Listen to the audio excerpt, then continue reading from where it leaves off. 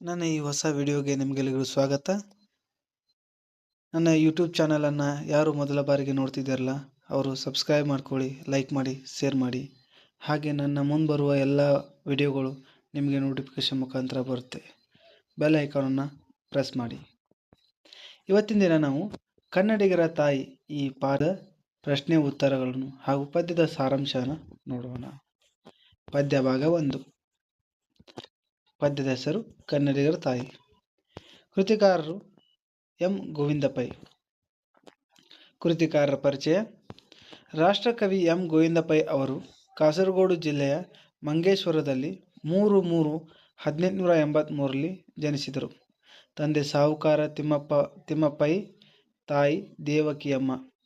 ಪ್ರಾಸ ಬಿಟ್ಟು ಪದ್ಯ ರಚಿಸಿದ ಮೊದಲ ಕವಿ ಎಂಬ ಹೆಗ್ಗಳಿಕೆಗೂ ಪಾತ್ರರಾದವರು.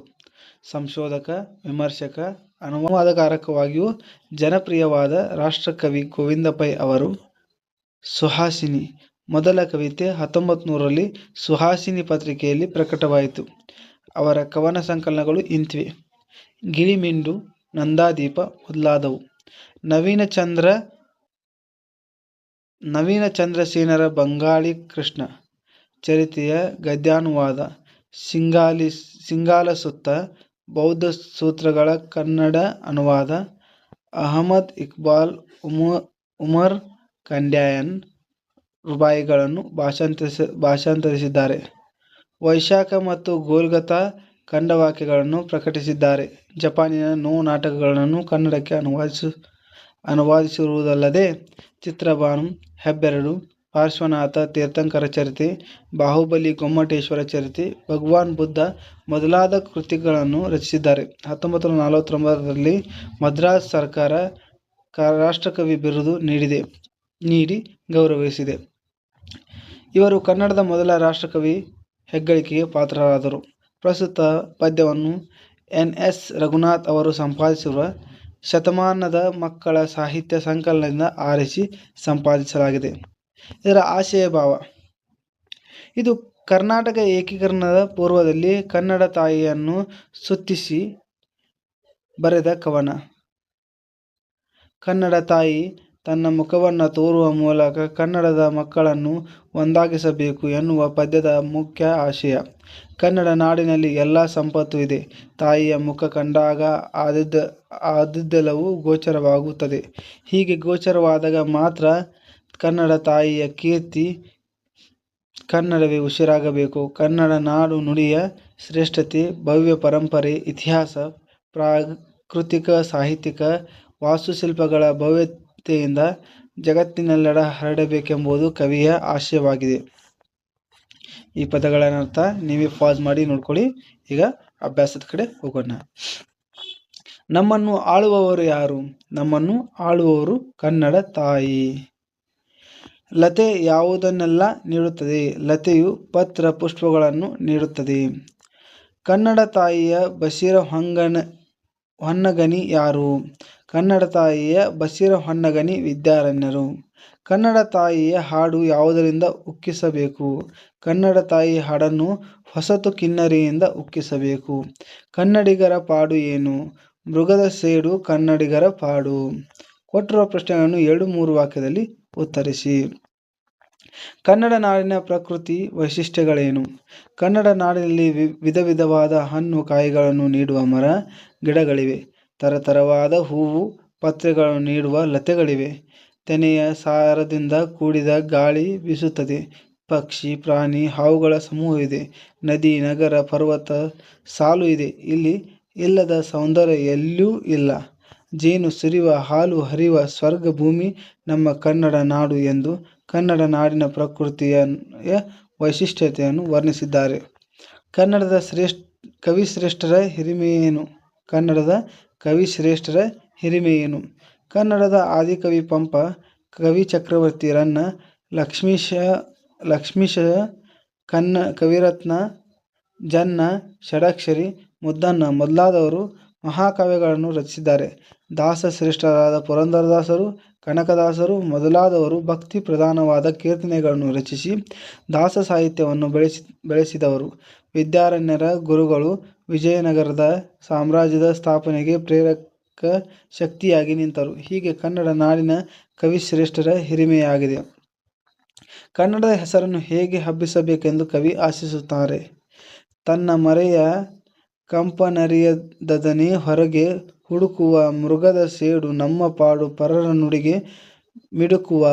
ಅಂದರೆ ಸಂಕೋಚದ ಸ್ವಭಾವದ ಕಸ್ತೂರಿ ಮೃಗವು ಅಂತರಂಗದ ಕಂಪನು ಅರಿಯದೆ ಹೊರಗೆ ಹುಡುಕುವಂತೆ ಕನ್ನಡಿಗರು ತಮ್ಮ ನುಡಿಯ ಸೊಬಗನ್ನು ಅಂದ ಚಂದವನ್ನು ಅರಿಯದೆ ಅನ್ಯ ಭಾಷೆಗಳಿಗೆ ಮನಸೋಲುತ್ತಿರುವರು. ತನ್ನ ಕಸ್ತೂರಿಯನ್ನ ಹೊಸತು ಸಿರಿಂ ತೀಡಿದನ್ ಸುರಭಿಯಲ್ಲಿ ನೀಡಿದನ್ ನವಶಕ್ತಿ ಎಬ್ಬಿಸುವ. ಹೊಸ ಸುಗಂಧ ದೊಸೆಯಿಂದ ಜಗದಿ ಹೆಸರ ಹಬ್ಬಿಸು. ಕನ್ನಡವು ಸರಳ ಸುಭವು ಸುಂದರವಾದ ಭಾಷೆಯಾಗಿದೆ. ಇದನ್ನು ಹೆಚ್ಚು ಸಂಶೋಧನೆಯಿಂದ ಶ್ರೀಮಂತ ಭಾಷೆಯಾಗಿ ಮಾಡಿ ಕನ್ನಡ ನುಡಿಗೆ ನವಶಕ್ತಿಯನ್ನು ತುಂಬಿಸಬೇಕು. ಈ ಮೂಲಕ ಕನ್ನಡ ಹೆಸರನ್ನು ಜಗದಲ್ಲಿ ಹಬ್ಬಿಸಬೇಕು ಎಂದು ಕವಿ ಹೇಳಿದ್ದಾರೆ. ಕೊಟ್ಟಿರುವ ಪ್ರಶ್ನೆಗೆ 4-5 ವಾಕ್ಯದಲ್ಲಿ ಉತ್ತರಿಸಿ. ಕನ್ನಡ ತಾಯಿಯನ್ನು ಮರೆಯಲು ಸಾಧ್ಯವಿಲ್ಲ. ಏಕೆ? ಕನ್ನಡ ತಾಯಿ ತನ್ನ ಮುಖವನ್ನು ತೋರುವ ಮೂಲಕ ಕನ್ನಡ ಮಕ್ಕಳನ್ನು ಒಂದಾಗಿಸಬೇಕು ಎನ್ನುವುದು ಪದ್ಯದ ಮುಖ್ಯ ಆಶಯ. ನಮ್ಮ ತಪ್ಪ ನೆನೆತು ತಾಳ್ವೆ ಅಕ್ಕರೆಯಿಂದೆಮ್ಮ ನಾಳ್ವೆ. ನೀನೆ ಕಣ ನಮ್ಮ ಬಾಳ್ವೆ ನಿನ್ನ ಮರೆಯಲೆಮ್ಮೆವು. ತನು ಕನ್ನಡ ಮನ ಕನ್ನಡ ನುಡಿ ಕನ್ನಡವೆಮ್ಮವು. ನಮ್ಮ ಕನ್ನಡ ತಾಯಿ ನಾವು ಮಾಡುವ ತಪ್ಪುಗಳನ್ನು ಕ್ಷಮಿಸಿ ನಮ್ಮನ್ನು ಮಕ್ಕಳಂತೆ ಕಾಪಾಡುತ್ತಾಳೆ. ನಮ್ಮ ಬದುಕು ಕನ್ನಡ ತಾಯಿ, ನಮ್ಮ ನುಡಿ ಕನ್ನಡ ತಾಯಿ, ನಮ್ಮ ತನು ಕನ್ನಡ ತಾಯಿ, ನಮ್ಮ ಮನ ಕನ್ನಡ ತಾಯಿ. ಆದ್ದರಿಂದ ಕನ್ನಡ ತಾಯಿಯನ್ನು ಮರೆಯಲು ಸಾಧ್ಯವಿಲ್ಲ. ಕವಿ ಕನ್ನಡ ತಾಯಿಯಲ್ಲಿ ಏನನ್ನು ಕೋರುತ್ತಾರೆ? ನಮ್ಮದೆಯಂ ತಾಯೇ ಬಲಿಸು, ಎಲ್ಲರ ಬಾಯಲ್ಲಿ ನೆಲೆಸು. ನಮ್ಮ ಮನದೊಂದೇ ಕಲಸು, ಇದನ್ನೊಂದನ್ನೇ ಕೋರುವೆ. ನಿನ್ನ ಮೂರ್ತಿ ಜಗದ ಕೀರ್ತಿ ಎಂದಿಗೆಮಗೆ ತೋರುವೆ. ಅಂದರೆ ಕನ್ನಡಿಗರ ಹೃದಯ ಶ್ರೀಮಂತಿಕೆ ಹೆಚ್ಚುವಂತೆ, ನಾವು ಎಲ್ಲರೂ ಒಂದೇ ಎನ್ನುವ ಭಾವನೆಯನ್ನು ಮೂಡಿಸುವಂತೆ, ಕನ್ನಡ ಭಾಷೆಗೆ ಹೊಸ ಶಕ್ತಿ ತುಂಬಿಸುವಂತೆ, ಕನ್ನಡ ಹೆಸರನ್ನು ಜಗದಲ್ಲಿ ಹಬ್ಬಿಸುವ ಸಾಮರ್ಥ್ಯವನ್ನು ಕೊಡು ಎಂದು ಕವಿಗಳು ಕೋರುತ್ತಾರೆ.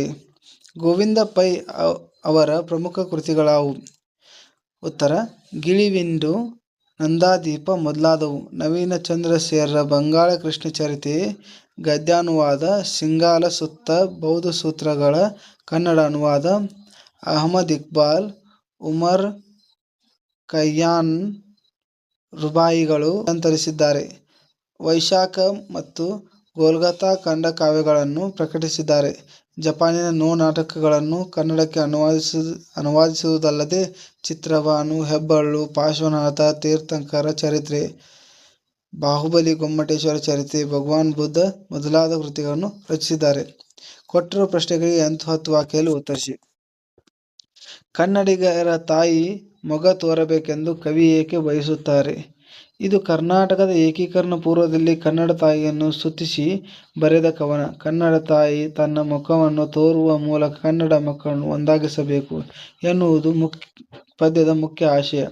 ನಮ್ಮ ತಪ್ಪ ನೆನೆತ ತಾಳ್ವೆ ಅಕ್ಕರೆಯಿಂದೆಮ್ಮ ನಾಳ್ವೆ.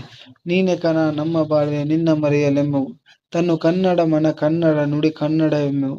ನಮ್ಮ ಕನ್ನಡ ತಾಯಿ ನಾವು ಮಾಡುವ ತಪ್ಪುಗಳನ್ನು ಕ್ಷಮಿಸಿ ನಮ್ಮನ್ನು ಮಕ್ಕಳಂತೆ ಕಾಪಾಡುತ್ತಾಳೆ. ನಮ್ಮ ಬದುಕು ಕನ್ನಡ ತಾಯಿ, ನಮ್ಮ ನುಡಿ ಕನ್ನಡ ತಾಯಿ, ನಮ್ಮ ತನು ಕನ್ನಡ ತಾಯಿ, ನಮ್ಮ ಮನ ಕನ್ನಡ ತಾಯಿ. ಆದ್ದರಿಂದ ಕನ್ನಡ ತಾಯಿಯನ್ನು ಮರೆಯಲು ಸಾಧ್ಯವಿಲ್ಲ. ಕನ್ನಡ ನಾಡಿನಲ್ಲಿ ಎಲ್ಲ ಸಂಪತ್ತು ಇದೆ. ನಮ್ಮ ನಾಡಿನಲ್ಲಿ ವೈವಿಧ್ಯಮಯ ಗಿಡ ಮರ ಬಳ್ಳಿಗಳ, ನದಿ ನಗರಗಳ, ಬೆಟ್ಟಗಳ, ಪ್ರಾಣಿ ಪಕ್ಷಿಗಳ ಸಂಪತ್ತಿದೆ. ತಾಯಿಯ ಮುಖ ಕಂಡಾಗ ಅದೆಲ್ಲವೂ ಗೋಚರವಾಗುತ್ತದೆ. ಕನ್ನಡ ನಾಡಿನ ಕವಿ ಹಾಗೂ ಕಲೆಯ ಮಹತ್ವವನ್ನು ವಿವರಿಸಿ. ಕನ್ನಡದ ಆದಿಕವಿ ಪಂಪ, ಕವಿಚಕ್ರವರ್ತಿ ರನ್ನ, ಕವಿ ಲಕ್ಷ್ಮೀಶ, ಕವಿರತ್ನ, ಜನ್ನ, ಷಡಕ್ಷರಿ, ಮುದ್ದಣ್ಣ ಮೊದಲಾದವರು ಮಹಾಕಾವ್ಯಗಳನ್ನು ರಚಿಸಿದ್ದಾರೆ. ದಾಸಶ್ರೇಷ್ಠರಾದ ಪುರಂದರದಾಸರು, ಕನಕದಾಸರು ಮೊದಲಾದವರು ಭಕ್ತಿ ಪ್ರಧಾನದ ಕೀರ್ತನೆಗಳನ್ನು ರಚಿಸಿ ದಾಸ ಸಾಹಿತ್ಯವನ್ನು ಬೆಳೆಸಿದವರು. ವಿದ್ಯಾರಣ್ಯ ಗುರುಗಳು ವಿಜಯನಗರ ಸಾಮ್ರಾಜ್ಯ ಸ್ಥಾಪನೆಗೆ ಪ್ರೇರಕ ಶಕ್ತಿಯಾಗಿ ನಿಂತರು. ಕನ್ನಡ ನಾಡಿನ ಕವಿ ಹಾಗೂ ಕಲೆಯ ಮಹತ್ವ ವಿವರಿಸಿ. ಕನ್ನಡದ ಆದಿಕವಿ ಪಂಪ, ಕವಿಚಕ್ರವರ್ತಿ ರನ್ನ, ಕವಿ ಲಕ್ಷ್ಮೀಶ, ಕವಿರತ್ನ, ಜನ್ನ, ಷಡಕ್ಷರಿ, ಮುದ್ದಣ್ಣ ಮೊದಲಾದವರು ಮಹಾಕಾವ್ಯಗಳನ್ನು ರಚಿಸಿದ್ದಾರೆ. ದಾಸಶ್ರೇಷ್ಠರಾದ ಪುರಂದರದಾಸರು, ಕನಕದಾಸರು ಮೊದಲಾದವರು ಭಕ್ತಿ ಪ್ರಧಾನವಾದ ಕೀರ್ತನೆಗಳನ್ನು ರಚಿಸಿ ದಾಸ ಸಾಹಿತ್ಯವನ್ನು ಬೆಳೆಸಿದವರು. ವಿದ್ಯಾರಣ್ಯ ಗುರುಗಳು ವಿಜಯನಗರ ಸಾಮ್ರಾಜ್ಯ ಸ್ಥಾಪನೆಗೆ ಪ್ರೇರಕ ಶಕ್ತಿಯಾಗಿ ನಿಂತರು. ಹೀಗೆ ಕನ್ನಡ ನಾಡಿನ ಕವಿಶ್ರೇಷ್ಠರ ಹಿರಿಮೆಯಾಗಿದೆ. ಹಳೇಬೀಡು, ಬೇಲೂರಿನ ಶಿಲ್ಪಕಲಾ ಸೌಂದರ್ಯ ಜಗದ್ವಿಖ್ಯಾತಿಯಾದದ್ದು. ಶ್ರವಣಬೆಳಗೊಳದ ಕಾರ್ಕಳದ ಬಾಹುಬಲಿಯ ಮೂರ್ತಿಗಳನ್ನು ಸುಂದರವಾಗಿವೆ. ಕನ್ನಡ ನಾಡಿನ ಇತಿಹಾಸದ ಹಿನ್ನೆಲೆಯ ಕಥೆಗಳನ್ನು ಸವಿಯಾದ ಹಾಲಿನಂತಿರುವ ಮಾತುಗಳಿಂದ ವರ್ಣಿಸುತ್ತದೆ ಎಂದು ಕವಿಗಳು ಕನ್ನಡ ನಾಡಿನ ಕವಿ ಹಾಗೂ ಕಲೆಯ ಮಹತ್ವವನ್ನು ಕುರಿತು ಬಹು ಸ್ವಾರಸ್ಯಪೂರ್ಣವಾಗಿ ವರ್ಣಿಸುತ್ತಾರೆ. ಸಂದರ್ಭ ಸಹಿತ ಸ್ವಾರಸ್ಯ ವಿವರಿಸಿ. ಖಗಮೃಗೋರ ಗಾಳಿಯು ಆಯ್ಕೆ. ಈ ವಾಕ್ಯವನ್ನು ಶ್ರೀ ಎನ್. ಎಸ್. ರಘುನಾಥ್ ಅವರು ಸಂಪಾದಿಸಿರುವ ಶತಮಾನದ ಮಕ್ಕಳ ಸಾಹಿತ್ಯ ಎಂಬ ಸಂಕಲನದಿಂದ ಆಯ್ದು ಶ್ರೀ ಎಂ. ಗೋವಿಂದ ಪೈ ಅವರು ರಚಿಸಿರುವ ಕನ್ನಡಿಗರ ತಾಯಿ ಎಂಬ ಪದ್ಯದಿಂದ ಆರಿಸಿಕೊಳ್ಳಲಾಗಿದೆ. ಸಂದರ್ಭ: ಕನ್ನಡ ನಾಡಿನ ಕವಿಗಳು ನಮ್ಮ ಕನ್ನಡ ನಾಡಿನ ಪ್ರಕೃತಿ ಸೌಂದರ್ಯವನ್ನು ಕುರಿತು ವರ್ಣಿಸುವ ಸಂದರ್ಭದಲ್ಲಿ ಈ ಮಾತು ಹೇಳಿದ್ದಾರೆ. ಸ್ವಾರಸ್ಯ: ನಮ್ಮ ಕನ್ನಡ ನಾಡಿನಲ್ಲಿ ಸಸ್ಯ ಸಂಪತ್ತು, ಪ್ರಾಣಿ ಪಕ್ಷಿಗಳ ಸಂಪತ್ತು ತುಂಬಾ ಹೇರಳವಾಗಿದೆ ಎಂಬುದನ್ನು ಈ ಮಾತಿನ ಮೂಲಕ ಬಹು ಸ್ವಾರಸ್ಯಪೂರ್ಣವಾಗಿ ಮೂಡಿಬಂದಿದೆ. ನಿನ್ನ ಕಲ್ಲೆ ನುಡಿಯುವುದಲ್ಲ. ಈ ವಾಕ್ಯವನ್ನು ಶ್ರೀ ಎನ್. ಎಸ್. ರಘುನಾಥ್ ಅವರು ಸಂಪಾದಿಸಿರುವ ಶತಮಾನದ ಮಕ್ಕಳ ಸಾಹಿತ್ಯ ಎಂಬ ಸಂಕಲನದಿಂದ ಆಯ್ದು ಶ್ರೀ ಎಂ. ಗೋವಿಂದ ಪೈ ಅವರು ರಚಿಸಿದ ಕನ್ನಡ ತಾಯಿ ಎಂಬ ಪದ್ಯಭಾಗದಿಂದ ಆರಿಸಿಕೊಳ್ಳಲಾಗಿದೆ. ಸಂದರ್ಭ: ಕನ್ನಡ ನಾಡಿನ ಶಿಲ್ಪಕಲಾ ಸೌಂದರ್ಯದ ಸೌಂದರ್ಯವನ್ನು ಕುರಿತು ವರ್ಣಿಸುವ ಸಂದರ್ಭದಲ್ಲಿ ಈ ಮಾತು ಹೇಳಿದ್ದಾರೆ. ಸ್ವಾರಸ್ಯ: ನಮ್ಮ ಕನ್ನಡ ನಾಡಿನಲ್ಲಿ ಶಿಲ್ಪ ಕಲಾಕೃತಿಗಳು ಕನ್ನಡ ನಾಡಿನ ಭವ್ಯ ಇತಿಹಾಸದ ಹಿನ್ನೆಲೆಯಲ್ಲಿ ಕಥೆಯನ್ನು ಹೇಳುವುದರ ಮೂಲಕ ಬಹು ಸ್ವಾರಸ್ಯಪೂರ್ಣವಾಗಿ ಮೂಡಿಬಂದಿದೆ. ನನ್ನ ಮನದೊಂದೇ ಕಲಿಸು. ಈ ವಾಕ್ಯವನ್ನು ಶ್ರೀ ಎನ್. ಎಸ್. ರಘುನಾಥ್ ಅವರು ಸಂಪಾದಿಸಿದ ಶತಮಾನದ ಮಕ್ಕಳ ಸಾಹಿತ್ಯ ಎಂಬ ಸಂಕಲನದಿಂದ ಆಯ್ದು ಶ್ರೀ ಎಂ. ಗೋವಿಂದ ಪೈ ಅವರು ರಚಿಸಿದ ಕನ್ನಡಿಗರ ತಾಯಿ ಎಂಬ ಪದ್ಯಭಾಗದಿಂದ ಆರಿಸಿಕೊಳ್ಳಲಾಗಿದೆ. ಸಂದರ್ಭ: ಕನ್ನಡಿಗರ ಹೃದಯ ಶ್ರೀಮಂತಿಕೆ ಹೆಚ್ಚುವಂತೆಯೇ ನಾವು ಎಲ್ಲರೂ ಒಂದೇ ಎನ್ನುವ ಭಾವನೆಯನ್ನು ಮೂಡಿಸುವಂತೆ ಕನ್ನಡದ ಭಾಷೆಗೆ ಹೊಸ ಶಕ್ತಿ ತುಂಬಿಸುವ ಎಂದು ಕವಿ ಕೋರುವ ಸಂದರ್ಭದಲ್ಲಿ ಈ ಮಾತು ಬಂದಿದೆ. ಸ್ವಾರಸ್ಯ: ಕನ್ನಡ ನಾಡು ಏಕೀಕರಣವಾಗಿ ನಾವೆಲ್ಲರೂ ಒಂದಾಗಿ ಬಾಳಬೇಕು ಎಂಬ ಕನ್ನಡಿಗರ ಕವಿಯ ಮನೋಭಾವನೆಯನ್ನು ಸ್ವಾರಸ್ಯಕರವಾಗಿ ಕೊಟ್ಟಿರುವ ಪದ್ಯಭಾಗವನ್ನು ಕಂಠಪಾಠ ಮಾಡಿರಿ. ಇದನ್ನ ನೀವು ಕಂಠಪಾಠ ಮಾಡ್ಕೋಬೇಕು. ಇವಾಗ ಹೊಂದಿಸಿ ಬರೆಯಿರಿ. ಬೇಲನಾಡು, ಶರ್ವ, ಗೋಲ್ಗತ, ಗಿಳಿವಿಂಡು. ಇಲ್ರಿ ಏನ್ರಿ ಒಂದನೇದು ಸರಿ ಉತ್ತರಗಳು. ಬೇಲನಾಡು ಇದಕ್ಕೆ ಬೇಲೂರು, ಎರಡನೇದು ಶರ್ವ ಇದಕ್ಕೇನ್ರಿ ನೃಪತುಂಗ, ಮೂರನೇದು ಗೋಲ್ಗತಕ್ಕ ಖಂಡಕಾವ್ಯ, ಗಿಳಿವಿಂಡು ಸಂಕಲನ. ಇಲ್ಲಿ ಬಿಟ್ಟ ಸ್ಥಳ ತುಂಬಿರಿ. ಹರಸುತ್ತಾಯೆ ಡ್ಯಾಶ್, ಹರಸುತ್ತಾಯೆ ಸುತರ ಕಾಯೆ. ಆನಂತರ ಹಾಲು ಹರಿವ ದಿವಂ ಭೂಮಿಗಿಳಿದುದೆ. ಜೈನರಾದ ಪೂಜ್ಯಪಾದ ಕೊಂಡು ಕುಂದವರ್ಯರ ಮೃಗದ ಸೇಡು ನಮ್ಮ ಪಾಡು. ಇದಿಷ್ಟು ಕನ್ನಡಿಗರ ತಾಯಿ ಈ ಪಾಠದ ಒಂದು ಸಂಪೂರ್ಣ ಅಭ್ಯಾಸವಾಗಿತ್ತು. ಇದನ್ನು ನಿಮ್ಮ ಪೇರ್ನಲ್ಲಿ ಬಿಡಿಸಿ ಮತ್ತು ನಿಮ್ಮ ಶಿಕ್ಷಕರಲ್ಲಿ ಸಹಿ ತೆಗೆದುಕೊಳ್ಳಿ. ನಿಮಗೆ ಈ ವಿಡಿಯೋ ಇಷ್ಟವಾಗಿದ್ದರೆ ಲೈಕ್ ಮಾಡಿ, ಸಬ್ಸ್ಕ್ರೈಬ್ ಮಾಡಿ ಮತ್ತು ಬೆಲ್ ಐಕಾನನ್ನು ಪ್ರೆಸ್ ಮಾಡಿ. ಯಾಕಂದರೆ ನಾನು ಕೊಡುವಂಥ ಮೊದಲ ವಿಡಿಯೋ ನಿಮಗೆ. ಧನ್ಯವಾದಗಳು.